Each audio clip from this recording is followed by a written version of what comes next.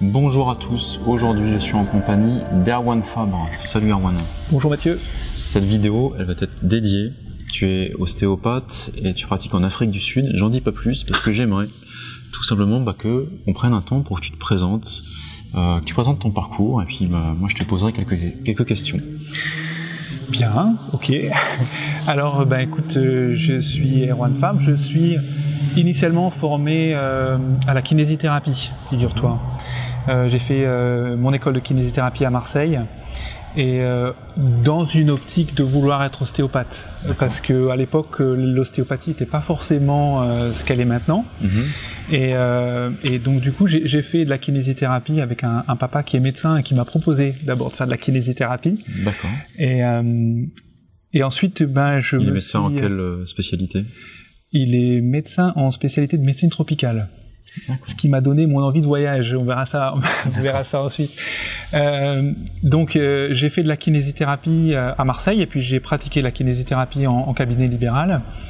Et ensuite, j'ai cherché une école d'ostéopathie pour me former en ostéopathie qui m'aurait donné la capacité de pouvoir travailler dans des pays anglo-saxons parce que j'avais déjà des rapports avec l'anglais.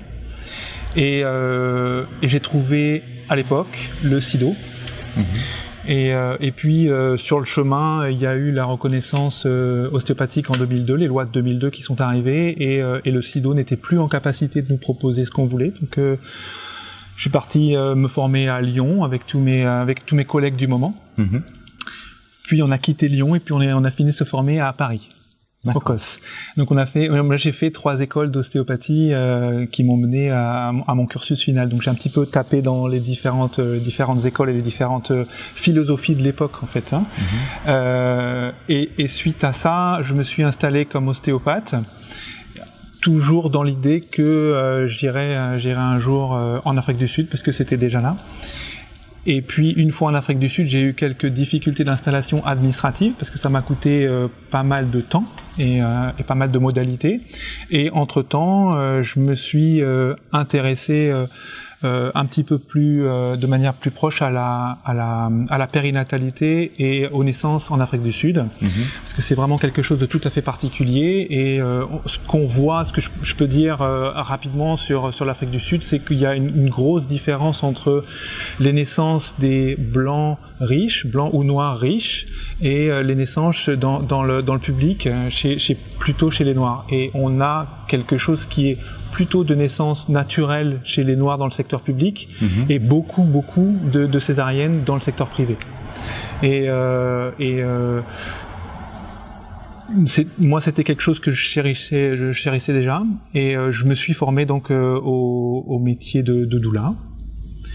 Et ce métier doula m'a rapproché avec le monde de la naissance en Afrique du Sud. J'aimerais bien qu'on y consacre un temps si tu veux, bien à sûr, définir ce qu'est une doula. Ouais, donc ça viendra dans une autre capsule parce que je pense que ça peut vous intéresser pour enrichir votre. C'est surtout qu'il y a beaucoup de ponts entre le doula et ce que peut proposer l'ostéopathe en France.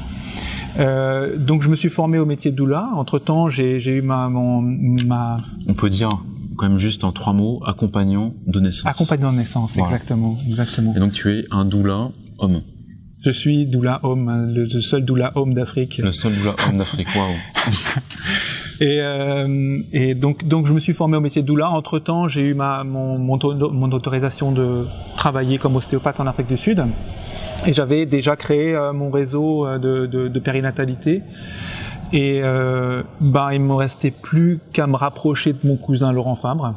Ton cousin Laurent Fabre, qui dirige au CFPCO, le département neurosciences de la douleur. Voilà, donc ça c'était il y a à peu près quelques années maintenant, peut-être 5-6 ans, où j'ai commencé mon cheminement vers plus de neurosciences et ça a atteint un certain pic l'année dernière en validant un diplôme universitaire à l'université du Cap, donc Cape Town University, avec un diplôme universitaire sur la prise en charge multidimensionnelle de la douleur. Voilà. Donc maintenant, j'intègre mes techniques de kinésithérapeute avec du mouvement actif, mes techniques de doula en accompagnant de naissance, ma compréhension neuroscientifique et le tout dans une séance qu'on pourrait appeler ostéopathique, puisque l'ostéopathie est par essence holistique. Il me semble me souvenir que tu avais eu une sensibilité à un moment vers les approches plus fluidiques et notamment la biodynamique. C'est vrai, j'explorais pas mal de pistes. Je pense que ce sont des choses qui méritent le cheminement, qui méritent l'aventure. Hein. Peut-être pas y rester toute sa vie, comme j'ai pu avoir des temps où j'ai exploré le côté structurel. Mais effectivement, ce que les Anglais appellent la thérapie crânio-sacrée ou par extension la biodynamique a été un moment des techniques qui m'ont permis de faire valoir, je dirais que maintenant ce sont des techniques qui m'ont permis de justifier l'alliance thérapeutique par exemple, sans que ce soit la même histoire, sans que ce soit les mêmes technique, parce qu'il n'y a pas vraiment de technique, mais en tout cas, dans la relation à l'autre, c'est des choses qui ont permis de valider ce que je faisais et de l'expliquer avec un temps d'alliance thérapeutique. Parcours ostéopathique riche, après la kinésithérapie, expatriation en Afrique du Sud, doula, parcours universitaire sur la douleur, tu as exploré aussi le massage. C'est vrai. Et le yoga, il me semble. Ça en fait des cordes. Tout de moi. Oui. J'ai exploré le massage quand j'étais à Paris. D'accord. Et je massais dans des grands hôtels. Et ça aussi, ça m'a extrêmement rassuré sur ma capacité à toucher les gens et le potentiel qu'on pouvait avoir quand on touchait les gens. Alors, j'ai peut-être plus les mêmes modèles explicatifs maintenant, mais en tout cas, j'ai une confiance absolue en ma capacité à proposer quelque chose que je ne peux pas expliquer et qui amène un potentiel guérison ou un potentiel mieux-être à la personne qu'on touche. Ça, oui. Donc ça m'a apporté dans ma relation au toucher à l'autre. Et puis, effectivement, yoga. Yoga, et t'enseignes d'ailleurs à des yoga teachers. Oui. L'anatomie. Donc ça t'a été tes premières armes dans l'enseignement. Tout à fait. Et qu'est-ce qui te motive aujourd'hui dans le fait d'enseigner à des ostéos? T'as envie de transmettre quoi? Moi j'ai envie de leur dire que on est sur un moment de grand changement et on est sur un moment où on peut expliquer ce qu'on fait d'une autre manière sans avoir à changer ce qu'on fait en fait. C'est-à-dire que nos techniques elles sont pas forcément mauvaises, elles sont pas forcément mal adaptées, mais elles auraient besoin d'être dépoussiérées et elles auraient besoin d'avoir un autre modèle explicatif qui aurait plutôt une tendance à redonner du pouvoir au patient. Et redonner du pouvoir, ça veut dire lui faire comprendre qu'il a la capacité d'être qu'il a envie d'être. Donc plutôt l'amener vers quelque chose qui serait actif. Ça, c'est important pour les ostéopathes, effectivement. C'est vrai. Et puis tu es papa depuis peu, donc nouvelle étape de vie. Tout à fait, avec une grossesse et une naissance qui s'est très bien passée, je te remercie. J'ai entendu dire, mais j'ai pas vu de mes yeux, que maintenant dans tes cours, t'enseignais la danse du ventre.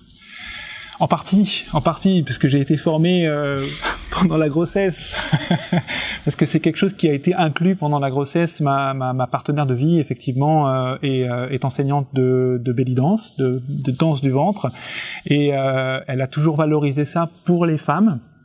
Pas nécessairement pour que les hommes le voient, mais c'est quelque chose qui est de l'ordre du rituel féminin et qui a été défini au départ pendant la grossesse en fait. C'était ce que les femmes échangeaient pour pouvoir continuer à bouger au-delà du travail qu'elles faisaient dans les champs. Elles chantaient, elles dansaient, et cette danse des femmes enceintes est devenue ensuite du belly dance, puis s'est érotisée ensuite au fil des siècles et du trajet qu'ils ont fait vers l'Occident. Je viendrai tester dans ton cours. Je te remercie. Merci pour ce partage, merci bravo pour ton parcours, et merci de le transmettre. Vous pouvez retrouver toutes les formations d'Erwan sur le site du CFPCO, ainsi que ses capsules et différents articles qu'il aura pu écrire sur nos réseaux sociaux ou le blog du CFPCO. Merci pour votre attention et à bientôt. Au revoir.